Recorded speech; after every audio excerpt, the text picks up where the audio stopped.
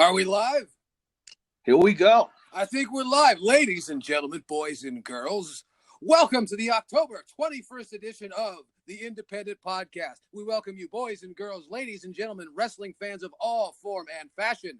We thank you for joining us. We're going to have a lovely time right here on the program. My name, your host, the intrepid Kaos. Joining me, one of my favorite wrestlers of the past 20 years, a great man and an injured man, unfortunately, Mr. Rob Martin. Robbie, how are you today? What's up, man? Doing great. This is my show, by the way, Yell. Okay, you have your own show. It's my show. No, I'm doing it right now. No. You got it last time, and then you got all nervous, so now I'm going to take the reins here, and we're going to do it. We're going to do it right. We're going to do it right by every single one of you. We thank you for joining us, and we hope you enjoy the program. We are... I was going to say intrepid, but you're not intrepid. I'm intrepid.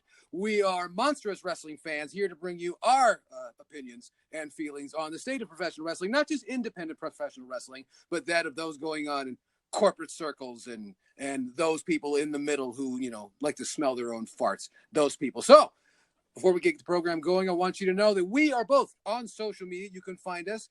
Myself, Yell Chaos, you find it. Just find my name over there on Facebook, Twitter, and Instagram if you want to argue with me, because I look forward to your comments. I look forward to your opinions, especially from you fucking assholes that think you know everything. I'll be glad to have a chat with you. And those are the best ones. Those are the best ones. My Instagram, you can find me at Death2Martyr, and Twitter, Left Dead or Alive.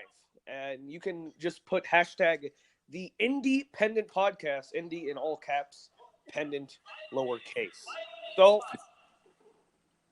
yeah, let's get this started.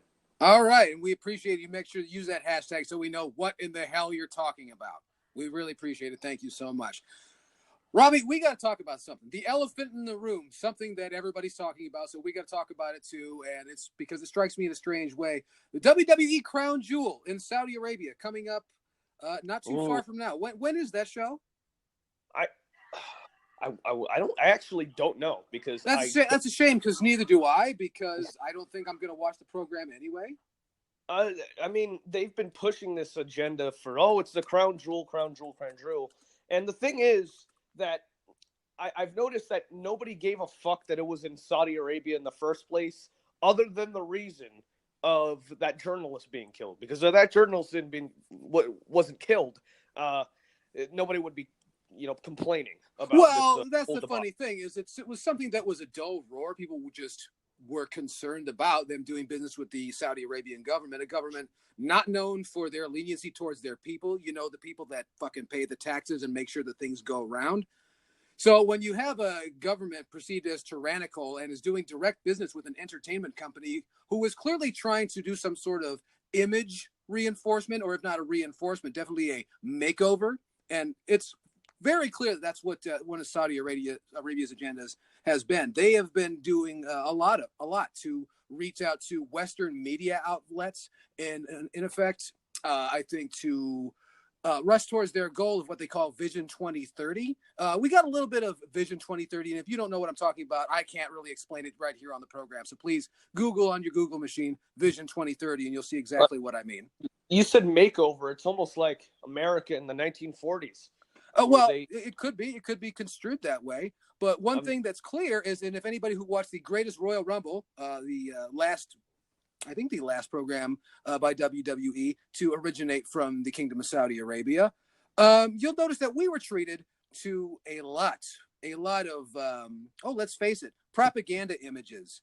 Videos, cut very much in that, very nice, very safe Apple keynote way. Look, we are changing the world for the better, and we have nice beaches and people with muscles, so we must be okay. And women can drive now. We're giving women rights, because that means that we're hip and with it and with the times, and you don't have to be afraid to come here and bring your goddamn tourism dollars here, because that's what this is about. This is about tourism dollars, because people are losing interest in Disneyland, maybe? I don't know. What I do know is that this, and I shouldn't say I know, but the way I feel about it, we talked about this earlier in the week, myself and Robbie, about how this is not that dissimilar from WrestleMania 9.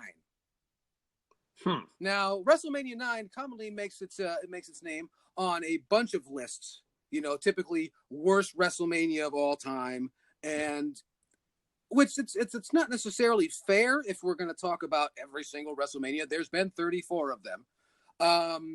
From the finish, and if you don't know the results of WrestleMania 9, I'm not going to break it to you here. You can get yourself over there to the WWE Network and you can watch it in its entirety, and then you'll appreciate why some people want to put it on the worst WrestleMania list. But for those of you who don't know, WrestleMania 9 took place in 1993 I want to say that's either the late winter or early spring of 1993 at Caesar's Palace in Las Vegas, Nevada.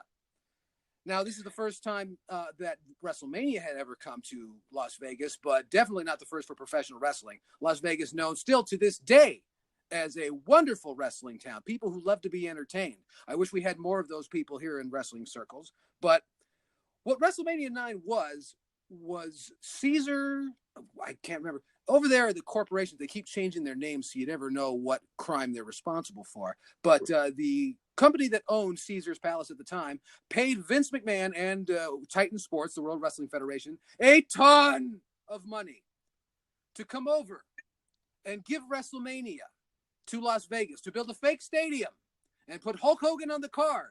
So make sure that we understand that Las Vegas was the premier family-friendly vacation destination in all the world, if not at least in the United States.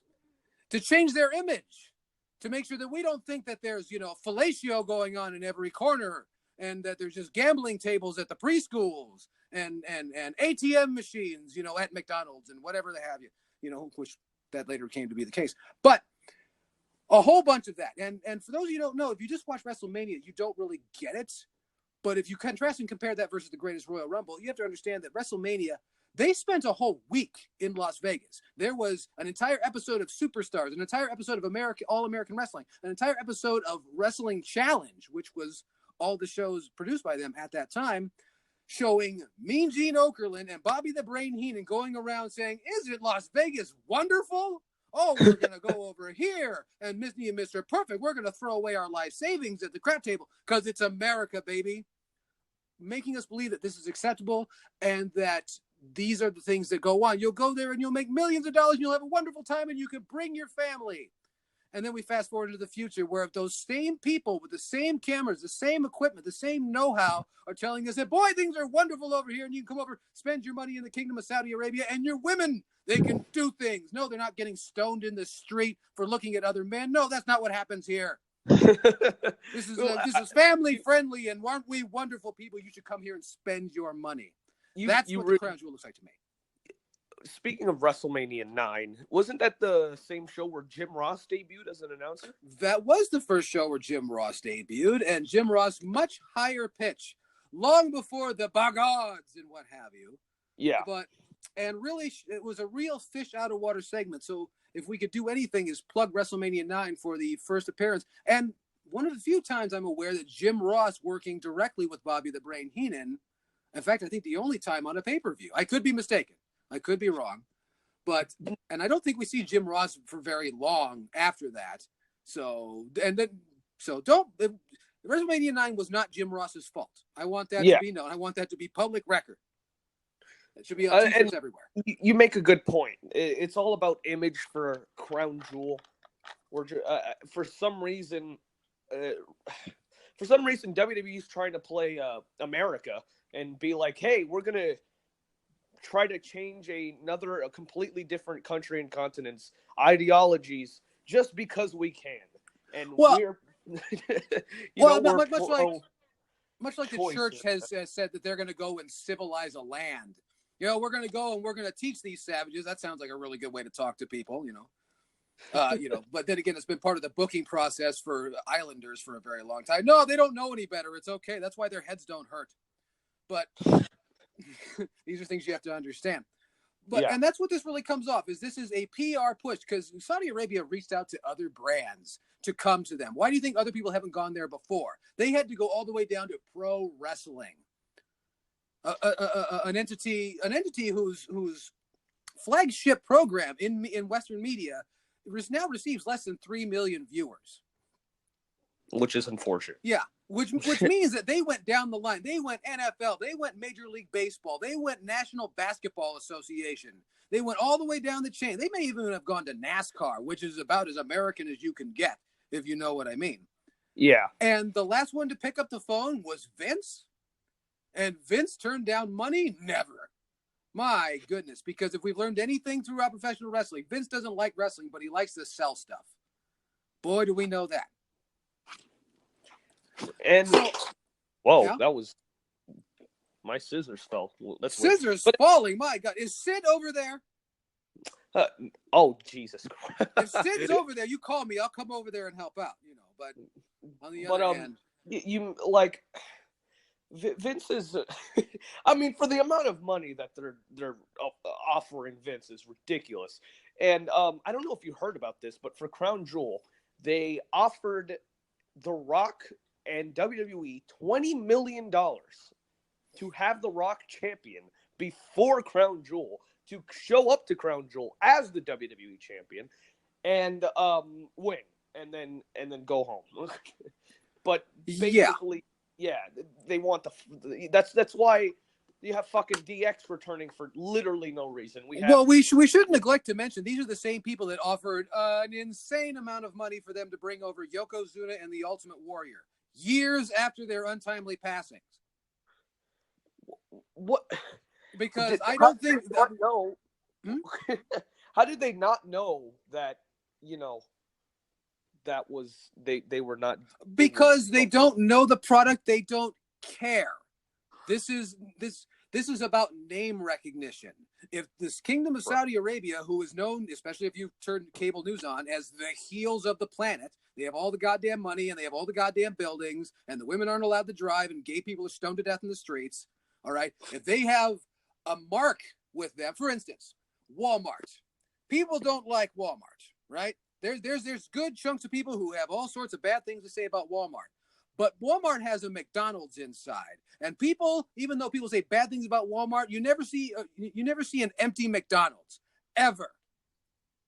Never. And that's what you do, is when you saddle yourself up with a brand name like that, it is hard for people to turn away. Like, oh, but it's so wonderful, because people think that's sustenance. WWE, well, you can't be bad because you got WWE, and they have all these people, and that's exactly how brand naming works, or at least the way they hope it works. And that's the way the old guard, the corporate America of the 70s and 80s and into the 90s, the ones who ruined the fucking economy, these people have taught the world to think that way. And that's what's looked at as a Western way of thinking. And the West is always looked at as being very free, when that's really not the case. And that's dangerous thinking to believe that.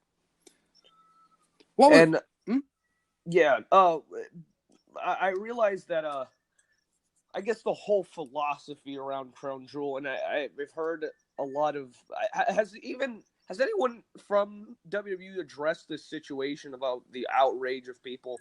What I understand, and I don't know where this quote comes from, so please don't beat up on me. I'm just the messenger. Is that they are monitoring the situation. What I have noticed is that recent and even press material I'm looking at right now do not play up or even so much announce the venue or the country of origin. So it's clear that they know that there is some sort of argument, there is some sort of backlash, and if I want to watch this thing, I have to watch it at 9:00 in the morning. So that's fantastic. So that is very much being dialed back. I do not doubt that, because there's, of course, the calls to cancel the Crown Jewel. That's the big talk right now, is to cancel the Crown Jewel. I saw on a British news outlet, JBL being the spokesperson for WWE, confirming, which is always a good thing, right? Yeah, and he said that it's confirmed that they are not canceling the event. Mm-hmm. So, I mean, you could throw that one out of the window, unless there's like a bomb that's going off. I don't know. It worked for WrestleMania 7, so we'll see. I mean, Jesus. I mean, like, that brings me to another question. I don't really think there's ever been a mass tragedy in wrestling, ever.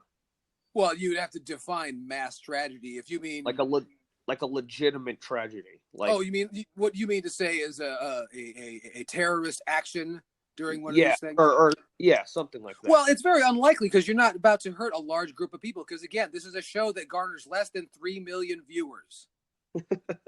Well, it wasn't like that always. So no, it wasn't like that always. But you notice how they're coming knocking now. Yeah. And they're taking this big payday, even though I'm supposed to believe that money has never been hotter. So we'll see how this thing plays out. We really will. But for those of you that thinking that that this is just, they're just a victim of circumstance, like PR pushes are not a new thing for Titan Sports. So I want that to be made clear for that. I think that's really all that can be said at this point. We'll see. I understand that they have changed the venue, so we'll see. But also a word of advice for Saudi Arabia. If you're trying to change your image, state-sponsored murder is not the way to go about it. I just want to lay that out there. Okay. Now, with that having been said, speaking of organizations sponsoring murder of things, Austin Aries. That transition. Thank you so much. Austin Aries, the miserable prick amongst the business notorious for miserable pricks, is garnering headlines. Rob, did you follow this at all? This build-up he did to Bound for Glory? Yeah. The manipulation of the social media and such. What was your take on all of that? I mean, people were obviously, as Twitter would be, furious, and there were many memes on Austin Aries, and I noticed that like the thing that Austin said wasn't the most offensive that it could have been, but people were still extremely offended because fat shaming. The buildup was, I mean, the only thing that really made this match worth watching was that, you know, people were really mad about it.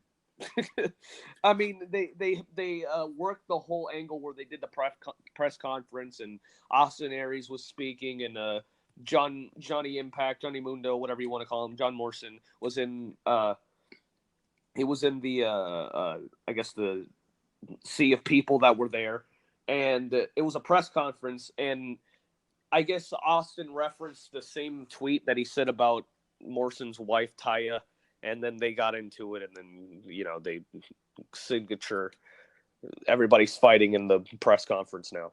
Sure. Yeah, it was weird. I feel the whole thing was just really weird.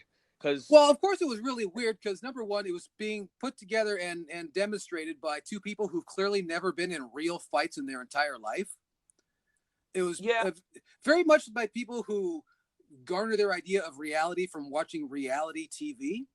This is the kind of skirmish that would take place on the Steve Wilkos show. And for a long time, for a few days, there was discussion. Was this a work? Was this a shoot? I got, as soon as Solid Monster, I'm gonna shout out to Solid Monster because he was there, caught it on his phone. That's where I first heard about it, and I knew it was a work immediately because all the dudes in suits, this is supposed to be their thing, their event, just stand back and are filming it on their phones. If I have a lot of money invested and my company is riding on something, I don't whip out my phone. I mean, unless that counts as like for insurance purposes, that's the only reason I could think you would do that. But that's one thing that really gave it away, and just how they were magically. The security situation was just immense.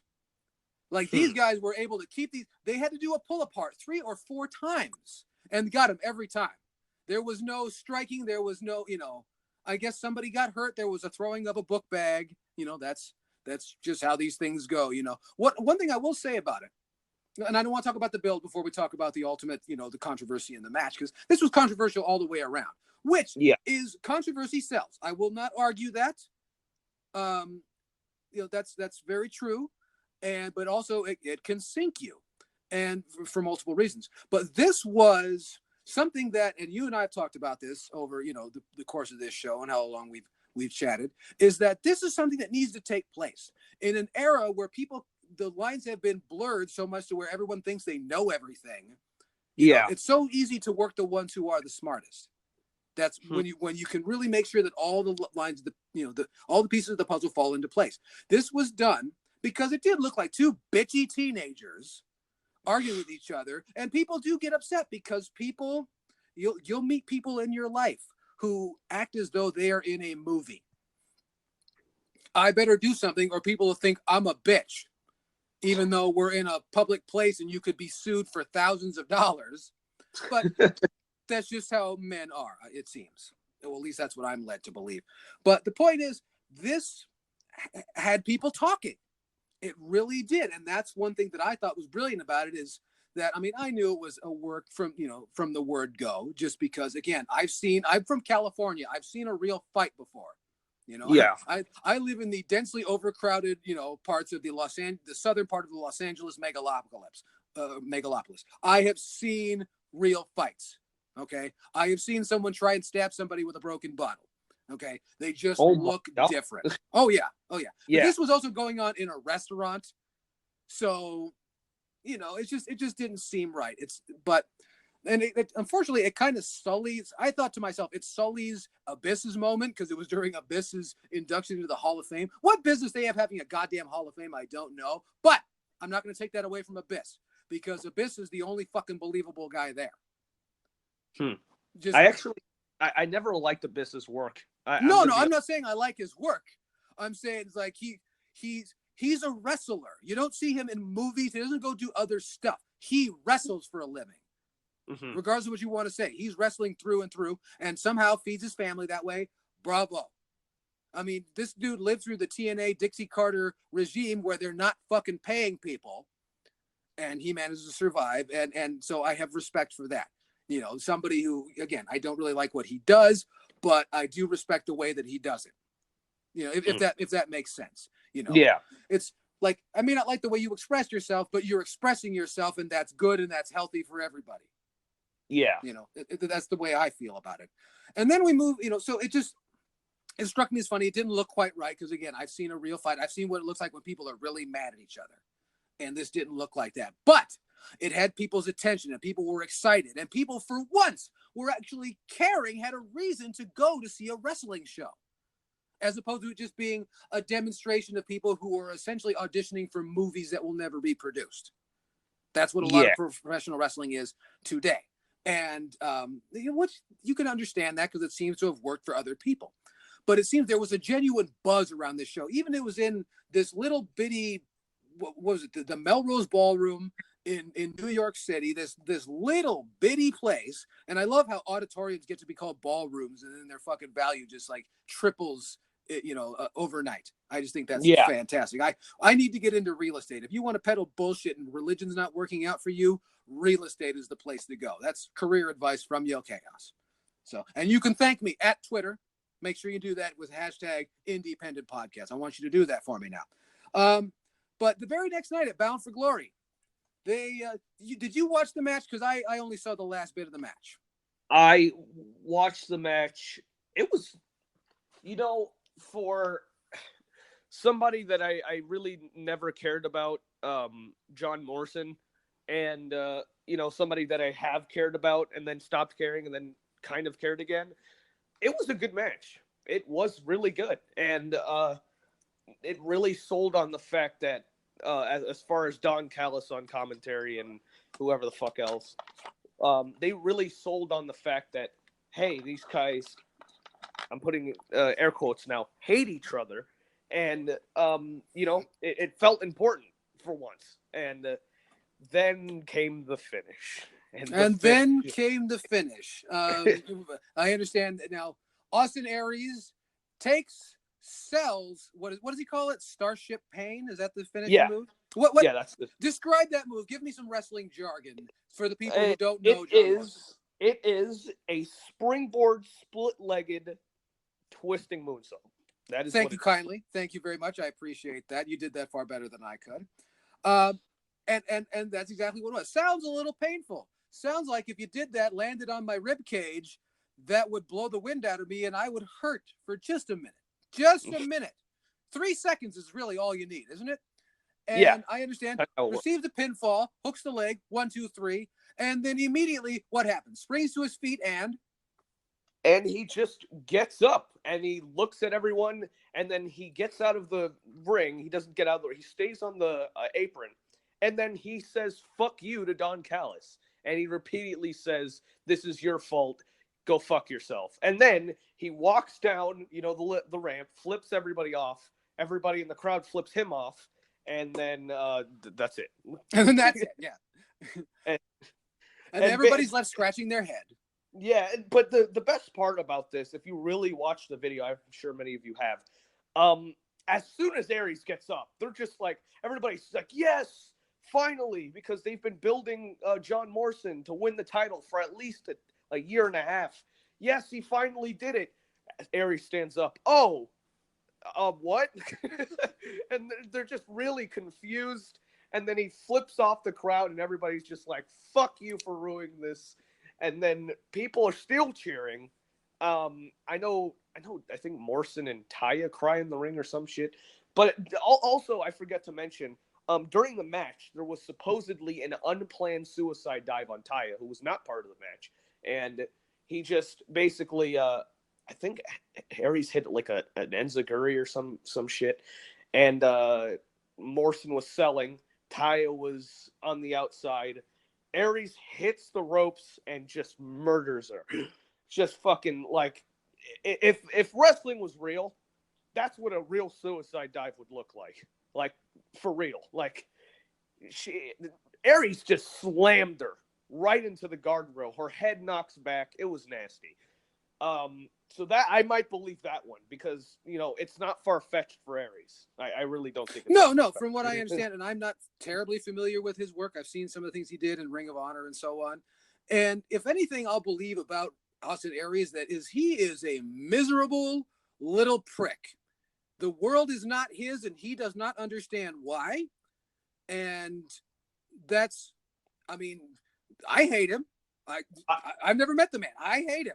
I think I told you that Jim Cornette called Austin Aries, and listen, Jim Cornette fucking hates everything besides Wendy's and George Carlin. Well, no, and he likes the Andy Griffith Show.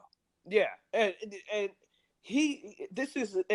Jim Cornette hates a lot of fucking people in wrestling. Has met a lot of fucking people in wrestling, and has been through a lot of shit.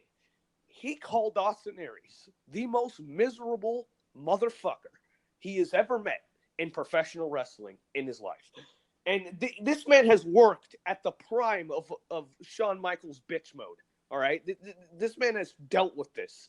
So that's a huge statement coming from him. Absolutely. It's interesting, regardless of, what is said about Austin Aries, it breaks down to the deed. That's the way I really am seeing this, because then the question comes, because of course that negates the finish, that completely, ruins this moment that you've led the fans along for a year and a half for John Morrison, this fucking asshole from Survivor. When are people going to get this idea that reality TV people do not watch pro wrestling? It just plain doesn't happen.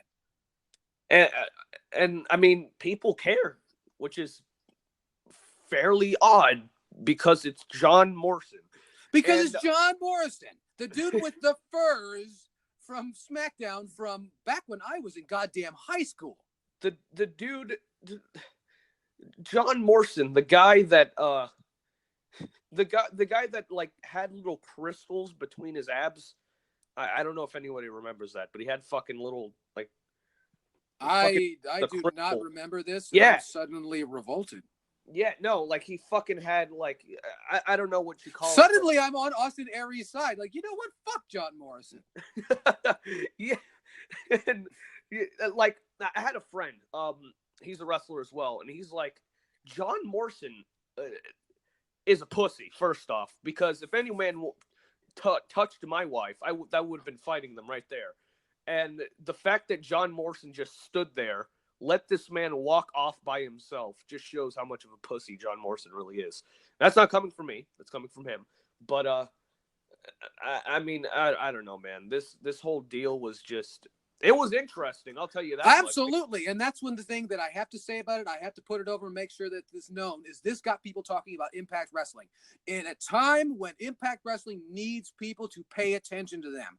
This company has cost, if you include the TNA era, the Global Force era, all that stuff, this company has cost so much money to create the illusion that they have a product that anyone wants to buy, because they give away tickets, so don't give me that crap. They need eyes. This needs to be a profitable venture. Anthem has already dumped a bunch of money and already gone through a bunch of bullshit with the people that run this circus, that they need things to happen. So I understand why things are being done. But that breaks us down to the question of the finish. Was it a work? Was it a shoot? Now, there's been two camps of thought that I've noticed in the last week. And it's fascinating how things move so quickly that we have all these different camps of thought in such a short period of time. If it's a work, then you shit on the champion's moment that was a work in the first place, because why? Because it got people talking? Sure. But let's not forget that if it gets people talking, they'll want to see the program. But why would they want to see a program when the champion, the former champion, the chump, as Jesse Ventura would say, when the former champion gets up and tells everybody with his body motions, fuck you, all you people who paid for this, all you people who believed all the matches that happened before this, all the people that were into this match up until this point, fuck you, fuck your money, fuck your parents for having you, and fuck this whole sport/art form. That's what I got out of it. Yeah, and I have a friend of mine named Aaron. Shout out to Aaron real quick. But he made a really, really good analogy. This is if Vince Russo decided that he was actually going to be cool for once. And I'm like, that doesn't make any sense. But when I really think about it, if this was a work, this seems like some really Vince Russo bullshit. Like, why the hell would you shit on someone's finish? And I'm going to be honest. Again, I'm not the biggest fan of John Morrison. But I don't remember the last time someone kicked out of the Starship Pain. I really don't remember a time. So you literally shit on this man's finish completely. Like, anybody who loses to the Starship Pain now is obviously the worst fucking wrestler I've ever seen. Because how can you fucking lose to a move that somebody just got right back up from? So right. And my whole thing is, if this was a shoot, number one, Austin Aries. Fuck you, man. Like, I'm a fan, but Jesus Christ, dude. Like, there's no... I mean, I know he was going to pull this shit in Ring of Honor with Samoa Joe because he didn't want to drop the belt of Joe, even though he won it from Joe. Like, it's just bullshit. It really is just bullshit. I'm gonna give someone credit in Impact. Don Callis. Don Callis has been the fucking savior of this company because people are actually going to start to give a shit about it because people of worth, I mean, at least to the independent community, is on the show. You know, you got fucking Ray Phoenix, Sami Callihan, who literally, in my opinion, put the fucking company on his back and then, like, I don't know, fucking scratched and clawed to bring it out of the fucking grave. And you just got so many great talents that are finally starting to be used to its full ability, slightly, almost. We're almost there. And just to see it just shit on, because this, again, Bound for Glory is their fucking WrestleMania. Why would you book this? Is my question. Well, again, that strikes me as really following WWE's poor example of exploiting major events just to get people to tune in next week to the television program in an era where television ratings do not matter. So that's an interesting thing. And if you're right, and if it's a shoot, this has got to be the most selfish goddamn thing that I've ever seen in my life. However, it was later confirmed, and I understand, I'm reading a little bit about it, that apparently it is an angle for TV, which I don't know. I'm very much against, assaulting the paying audience.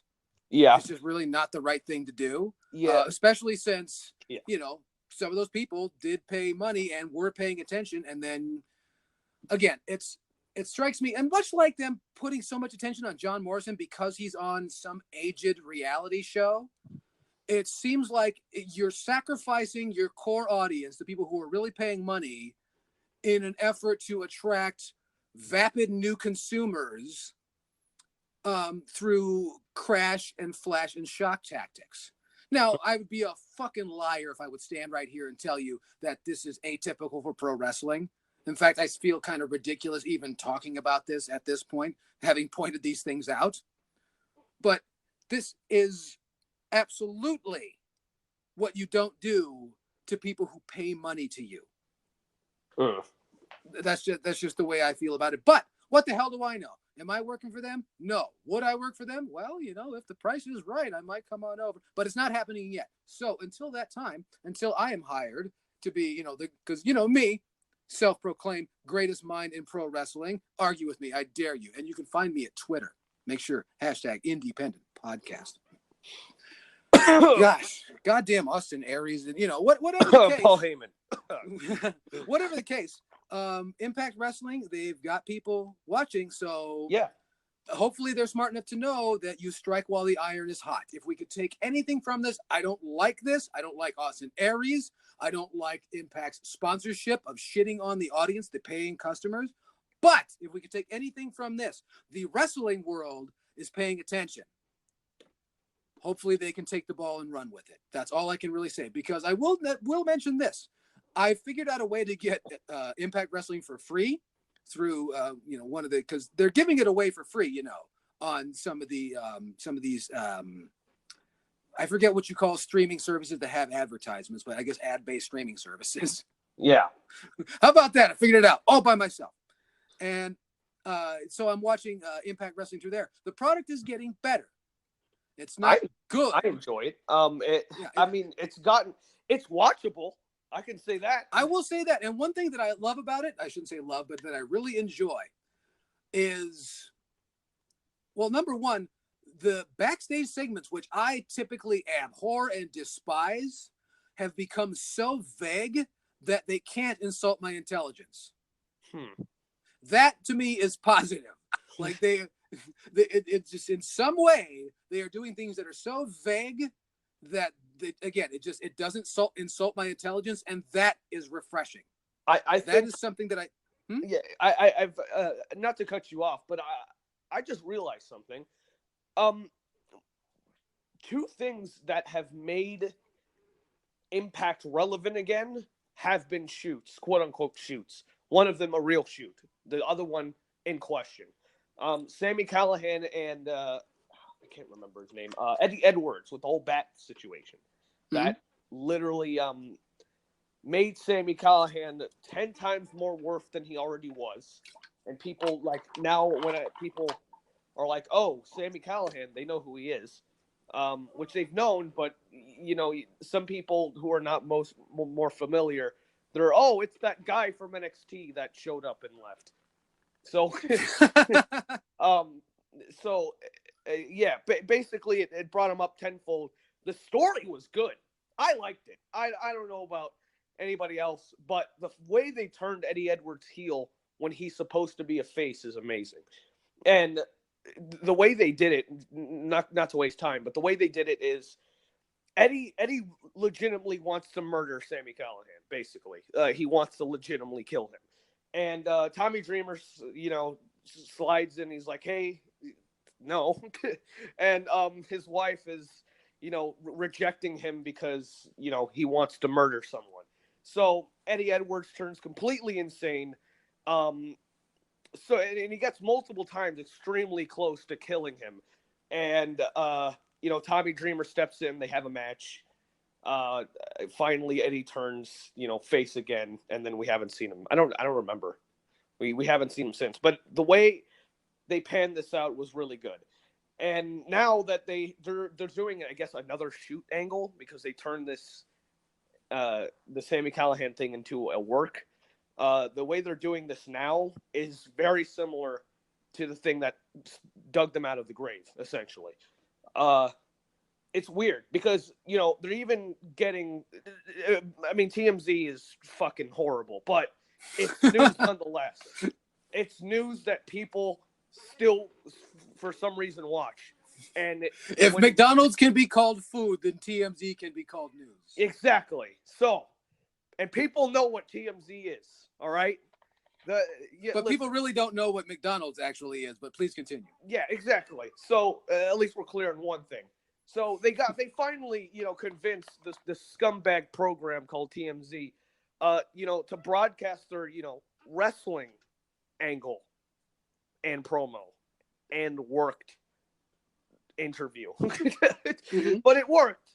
People gave a fuck. So that's all that really matters. Well, not only that, is it also totally shits on TMZ, which is difficult to do.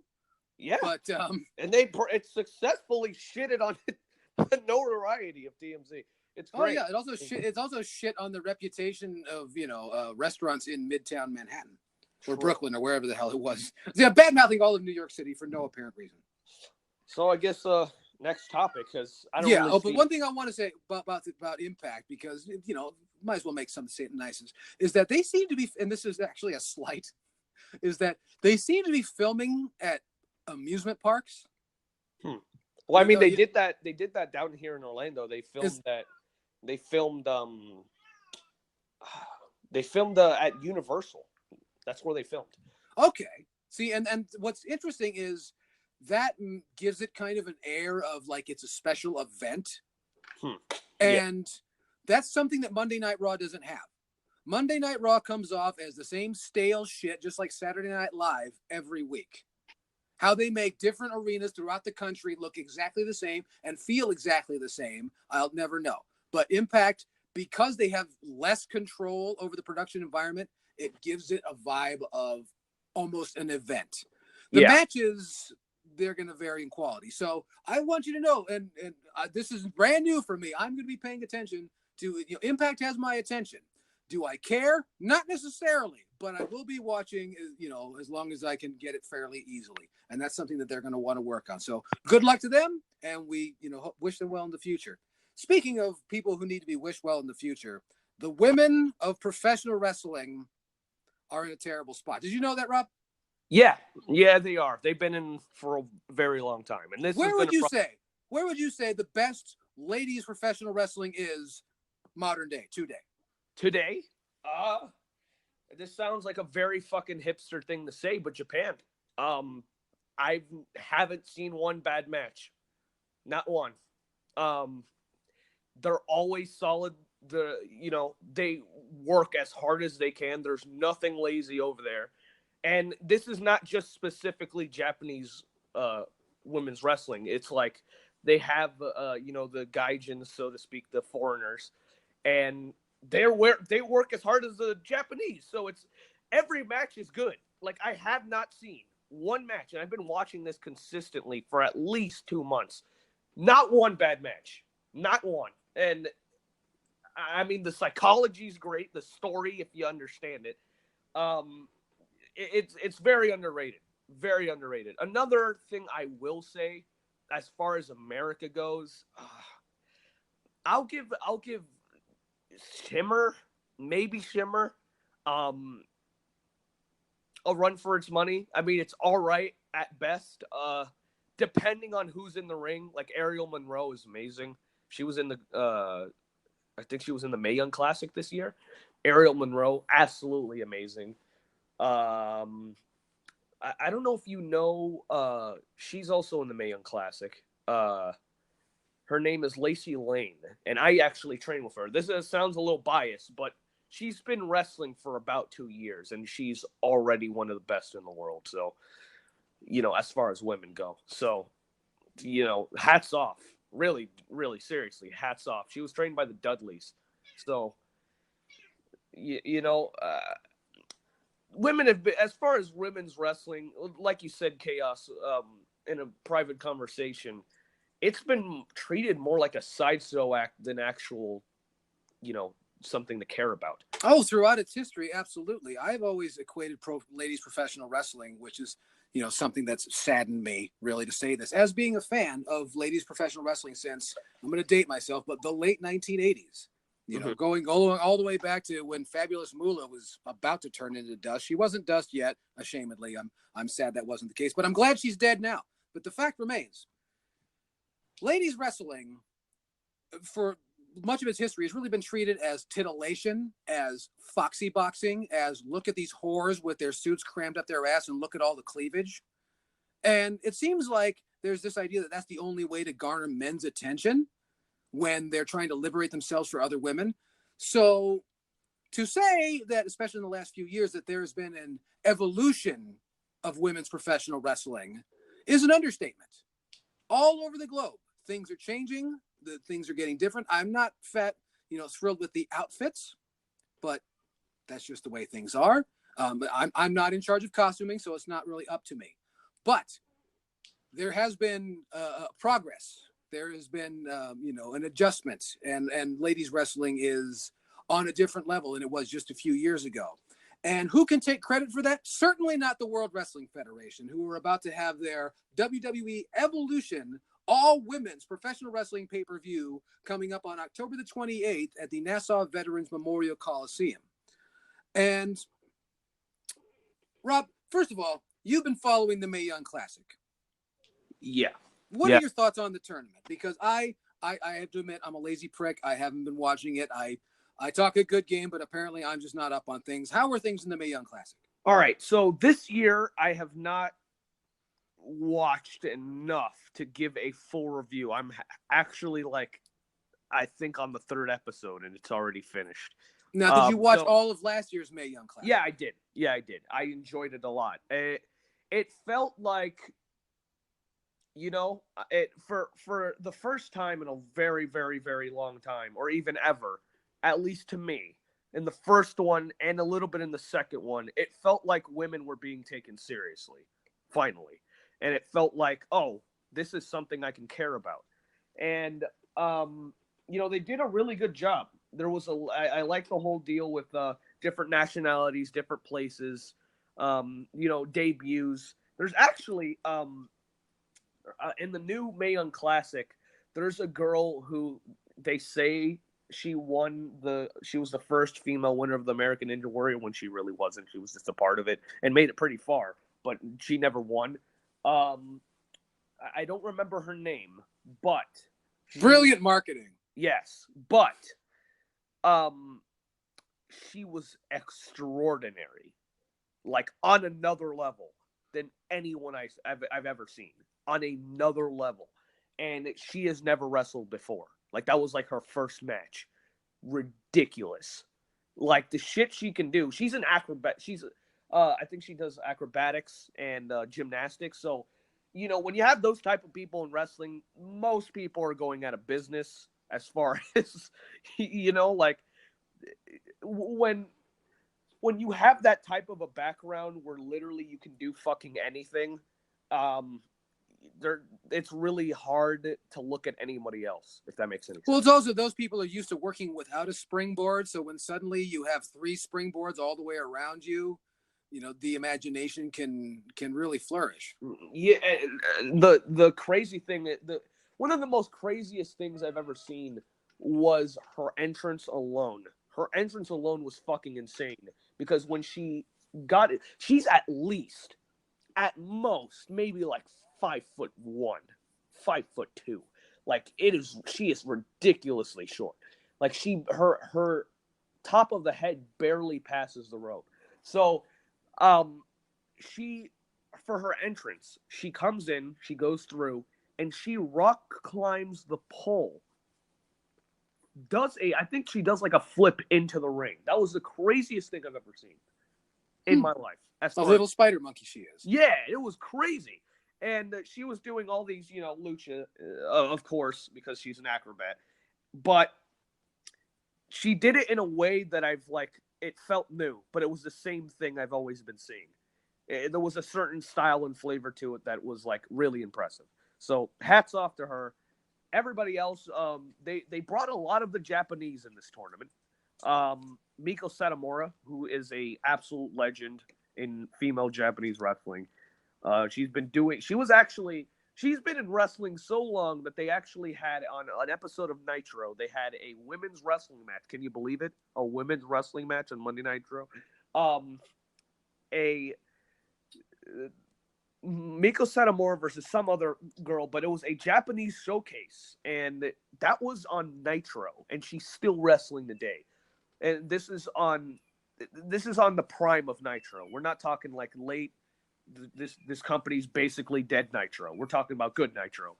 Half good, Nitro, because Nitro's always been but but yeah. So she's been around for a while. You have Io Shirai, who's been around not as long enough, but she's still incredibly amazing. You have another girl that I don't remember her name, but she's good too.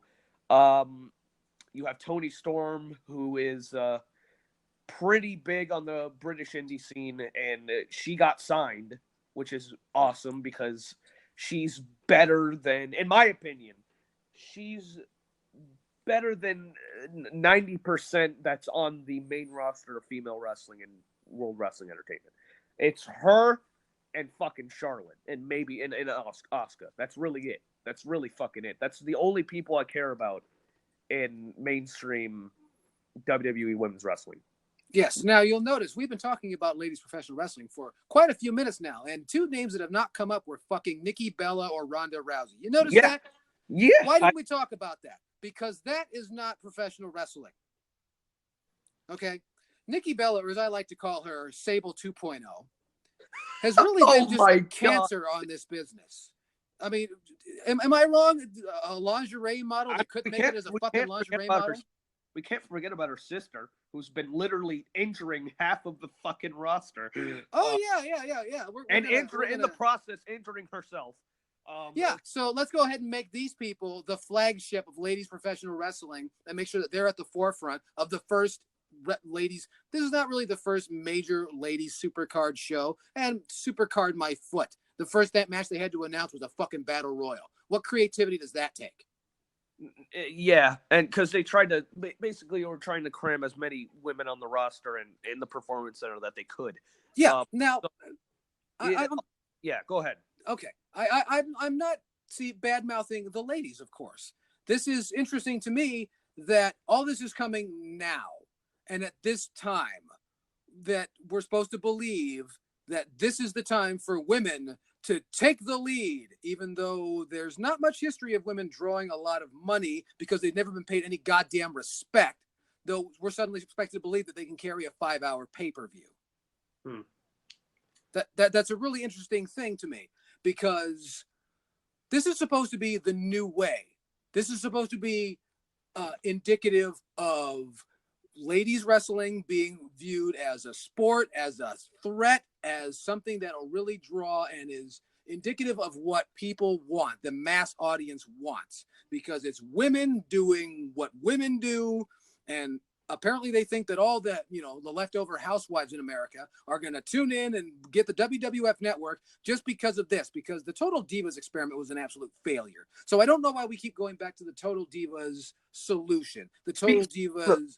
Not to cut you off. Speaking of Total Divas, I read an article real quick, and I read the article that the Bellas, and notice that this is only the Bellas, are tired, are finally saying that the Divas word should be relinquished, that it should no longer be in use. So keep in mind, this is coming from the Bellas, who literally... They are the brand name of Diva. They're saying this, and people are all supporting it and everything like that, and that's fine. But I feel like people and WWE itself is marketing that the name change between Diva and women's wrestling is going to change the way that people look at it. That's not the case. That's not how it works. I mean, yeah, it certainly, takes a couple stains off it, but that doesn't mean it's going to be the entire solution. Oh, sure. Problem. There was this idea that calling it sports entertainment somehow made it different than professional wrestling. And we know that has been an absolute failure of marketing ever since, for the last 30 goddamn years.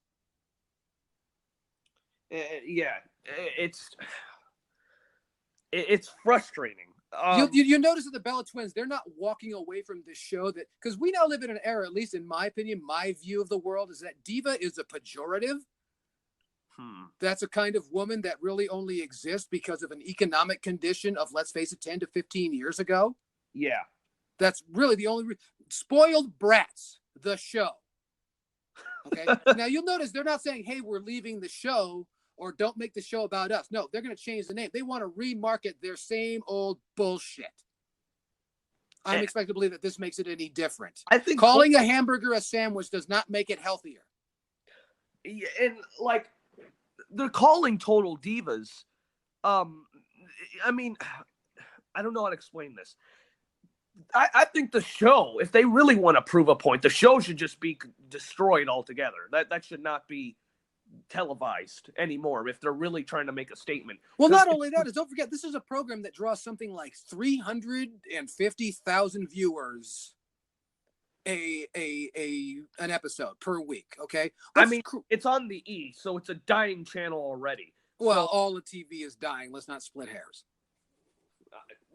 Yeah, let's just break that down. Let's break down the business acumen there for just 1 second, okay? You're an advertiser, and you want to advertise over a specific block of programming. Total Divas, I think, is a 1 hour program. Or is it a half-hour program? Do you remember? I think it's a half hour. 1 hour. Okay.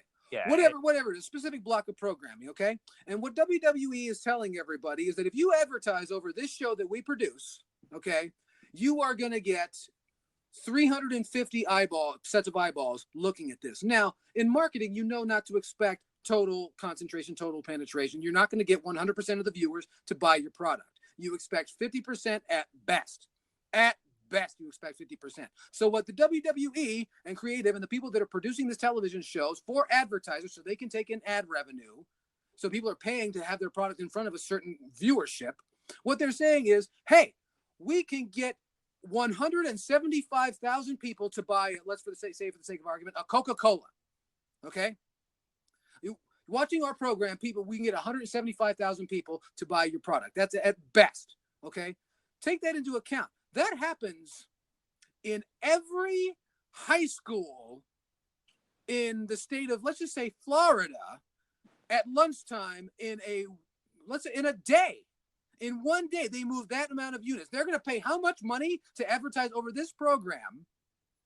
Okay, suddenly the math is not working out. So it's not working for the sponsors. So they're going to take this thing that nobody is watching, and they're going to make it the focal point of their so-called women's revolution.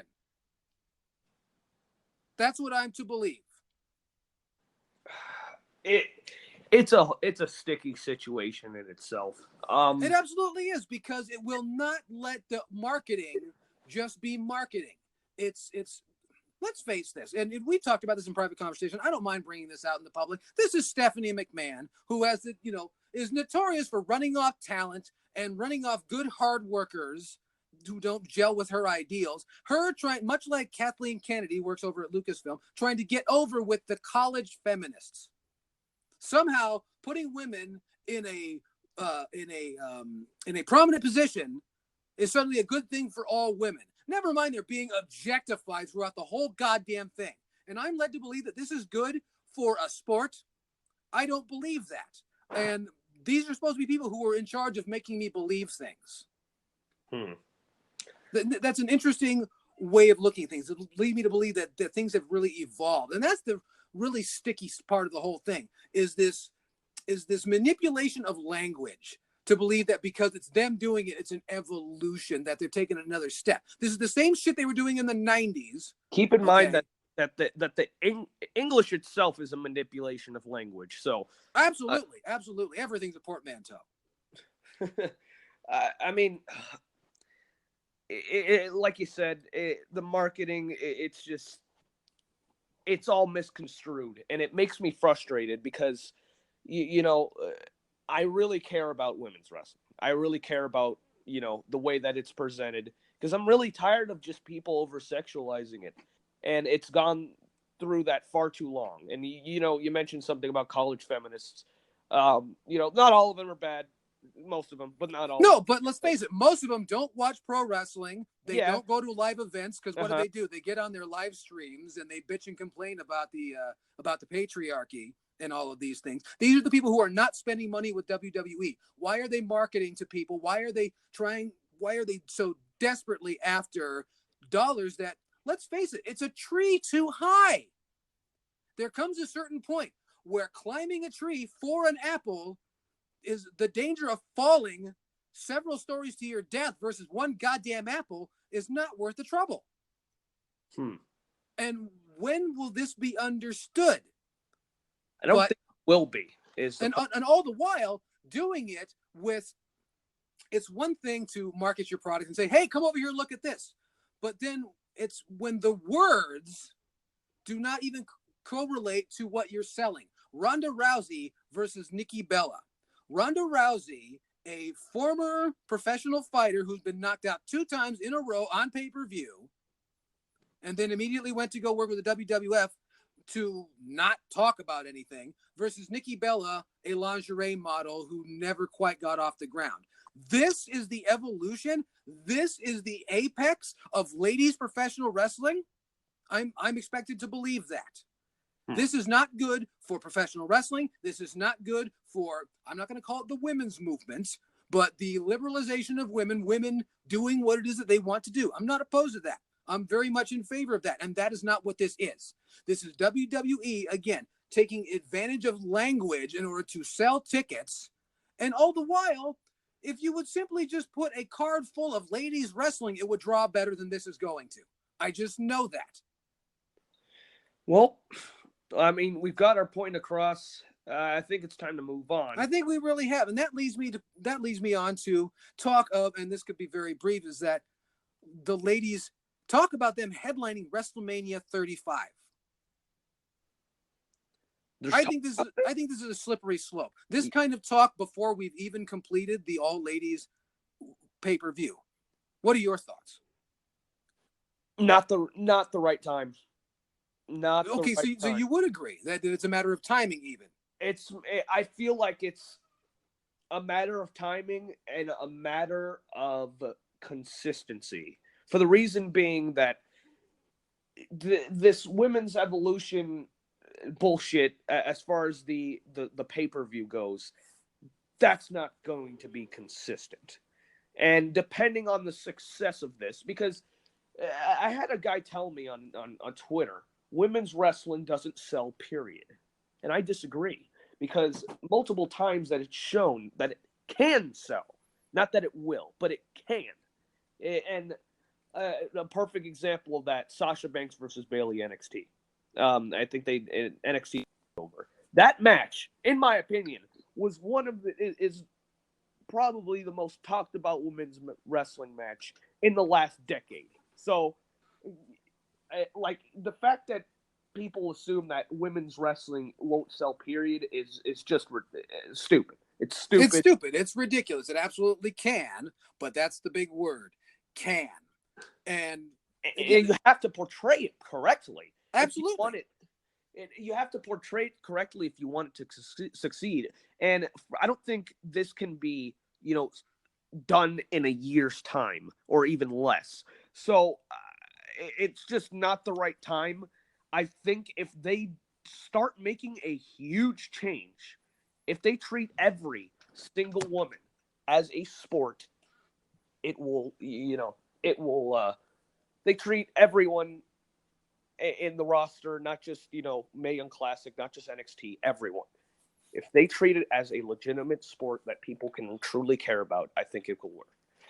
I hope that if anything comes from this is that, especially Stephanie McMahon, I hope she's paying attention, understands that there's some things in life you cannot just hit the fast forward button. That's true. It's going to take time. It's going to take effort. It's going to take some studious, persistent timing, effort, talent, and creativity to make this thing work. I believe it can. This is not the way. So let's not put all our eggs in this basket just yet. That's at least the way I feel about it. Anyway, rounding the corner, getting towards the end of the program. We thank you if you've hung on for this long. We really appreciate it right here on the Independent Podcast. Thank you, Don't forget. Yes, thank you very much. And we look forward to your opinions. So please drop us a line over there on Twitter, over there on your social media with the hashtag Independent Podcast. Or if you think I'm a prick, you don't need to put a hashtag because I'm used to that sort of thing. So please do. Want to close out the program talking about some matches. And this is something we promised a while back, and we got to talk about some old wrestling. Because I am notorious for this when I go out to the wrestling shows here in San Diego, California. Going out, and if you head out to those shows, you'll see me. You definitely will. And I run my fucking mouth about how nobody does it like they used to, which is a common thing amongst a lot of the old timers. And there's some merit to that. And a match that I want to bring up that I stumbled across not too long ago on, I want to say it was Amazon Prime, because there's a lot of the old wrestling has fallen into the public domain. So you'll find it on these compilations and different programs. They used to sell them on DVD. They don't bother anymore. Now they're all streaming. You can also find these on YouTube. So please feel free to look at them on YouTube and see what I'm talking about. That's the great thing about the era we live in, is all this stuff is fairly easy to come by. No more tape trading. Yay. Oh, no more tape trading, but that's now you don't have to talk to anybody, which, could be a good, could be a bad thing, but that's not the issue. One match that really stood out to me, and I want to say I couldn't get approximate dates, but I want to say it was 1954 at the old Hollywood Stadium, which is long fucking gone. Not the new Hollywood Stadium they're building for the San Diego Chargers up in Los Angeles. So, the old Hollywood Stadium back in 1954. Gorgeous George. This was grainy stuff. It was fantastic. If you saw me, I posted a picture of it on my Instagram. Make sure and check me out on Instagram if you're so interested. Gorgeous George versus Jesse James. Not the outlaw Jesse James, not the Road Dogg. Okay. Different Jesse James, because, and not the Jesse James wrestling today in True Grit out there on the indie circuit. Different Jesse James, a much different Jesse James. Wrestling Gorgeous George in 2 out of 3 falls at the old Hollywood Stadium. A contest being held up by the NWA way back then. And I'm not going to talk about the match so much, because it was, if you know anything about Gorgeous George and that style of wrestler, it was a lot of stalling, what we now call stalling or rest holds.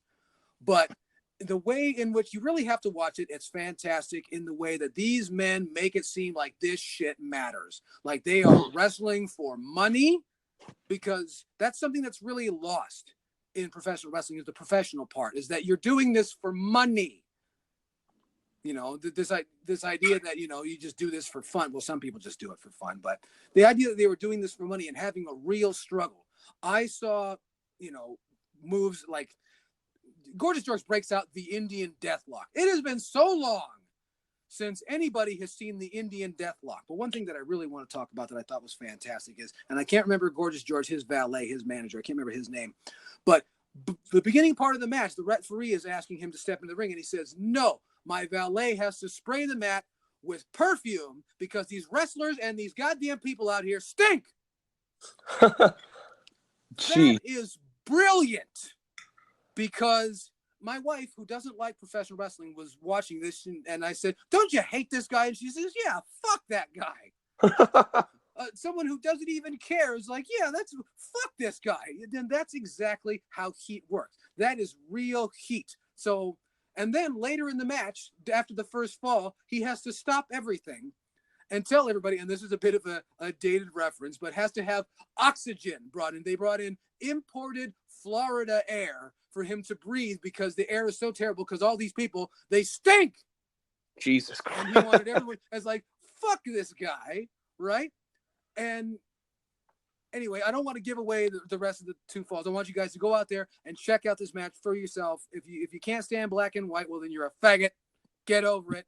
That's Jeez. How that's how you admire great. Listen, man. Art. All right, you can't say that on our podcast, because people are gonna blackball us before this thing even gets off the ground, right? Come on! I saw a video on What Culture. There's a bunch of those people all throughout the wrestling business. Don't worry, we'll be fine. We'll be booked somewhere. All right. You live in Florida. What are you worried about? Anyway, and then we got to talk about. So I want you guys to go out and check this out, and then we're gonna make sure that you guys check these out.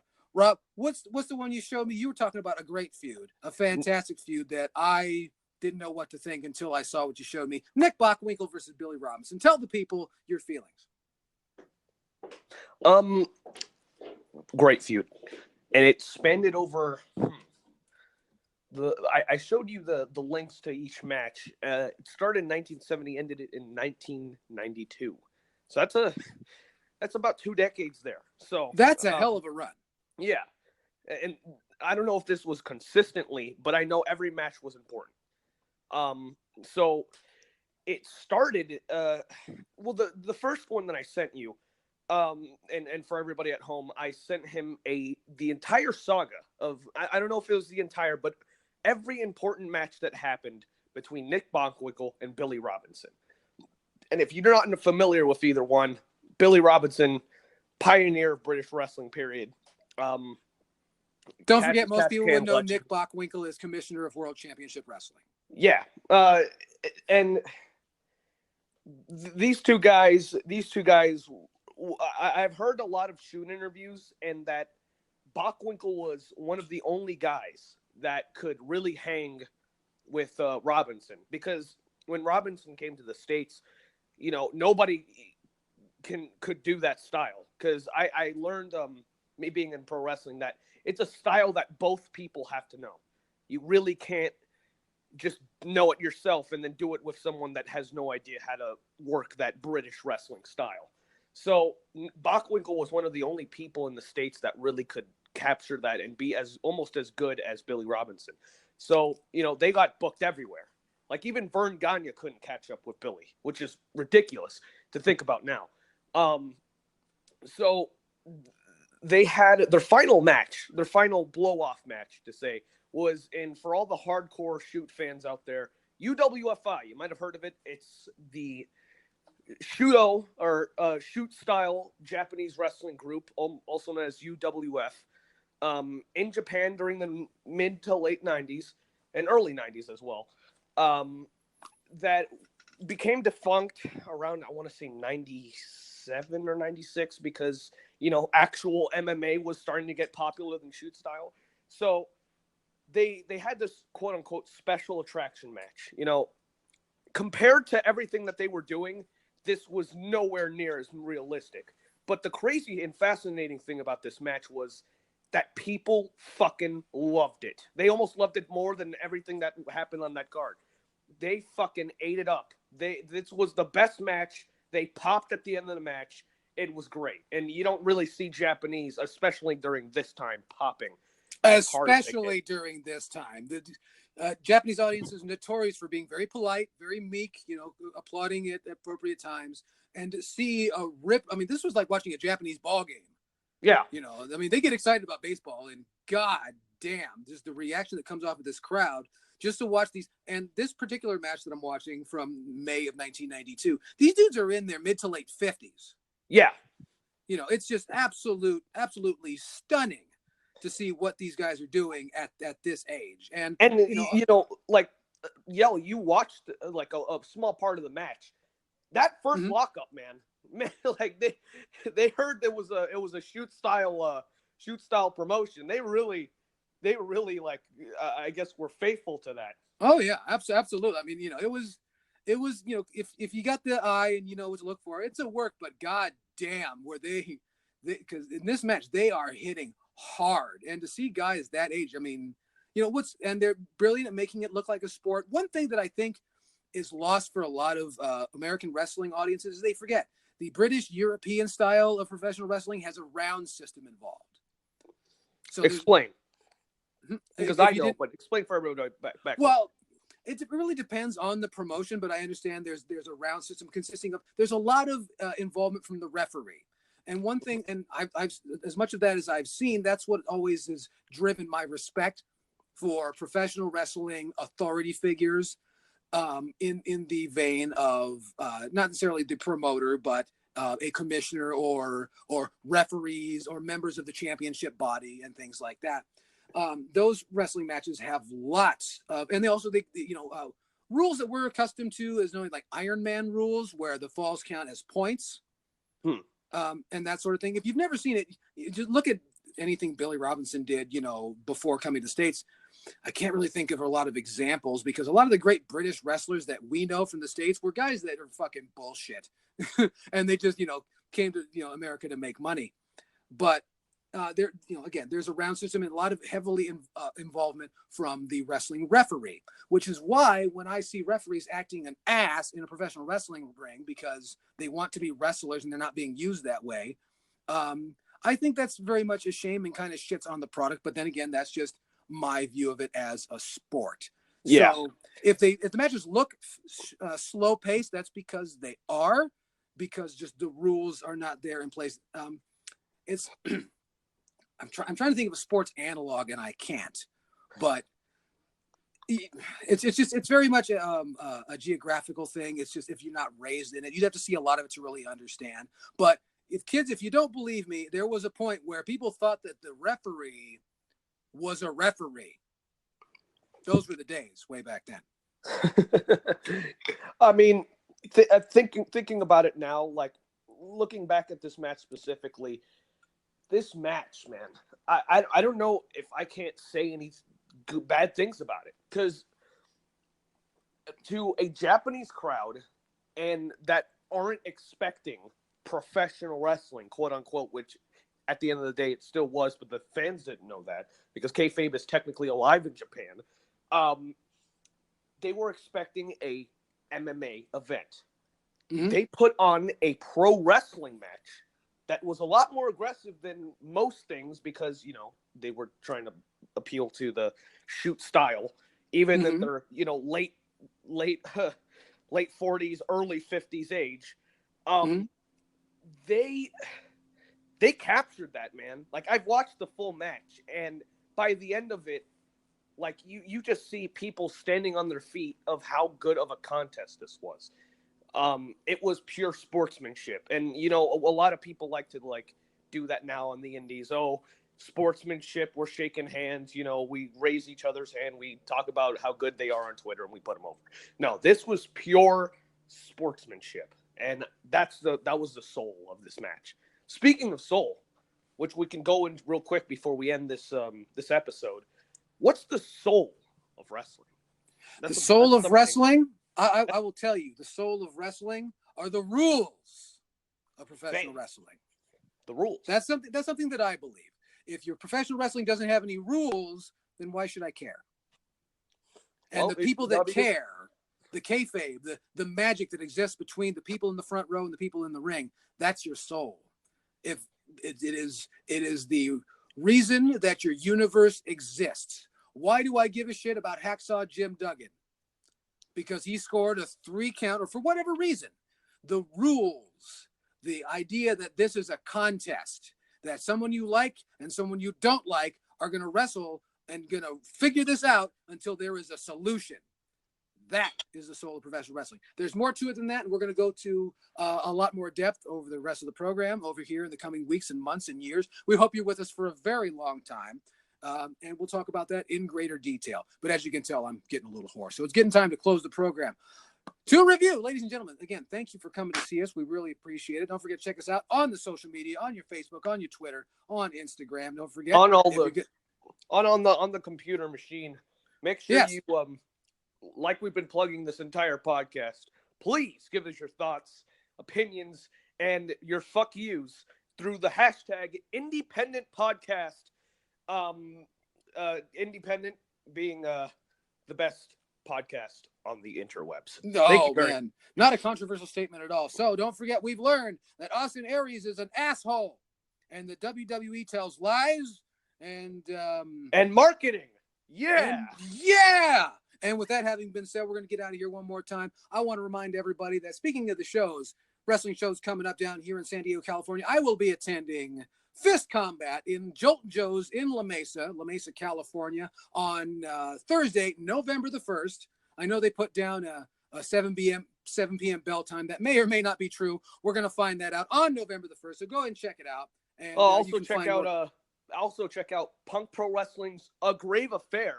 That actually happened today, but it's going to be on the interwebs sooner or later. So make sure you check that out, as well as Fleetlands Underground in my hometown of Chicago. So thank you guys so much. This has been Yell Chaos and Robert the Loser. We'll see you next time. Thank you so much. And here's hoping that you make all your troubles tap out. We'll see you next time. Bye-bye.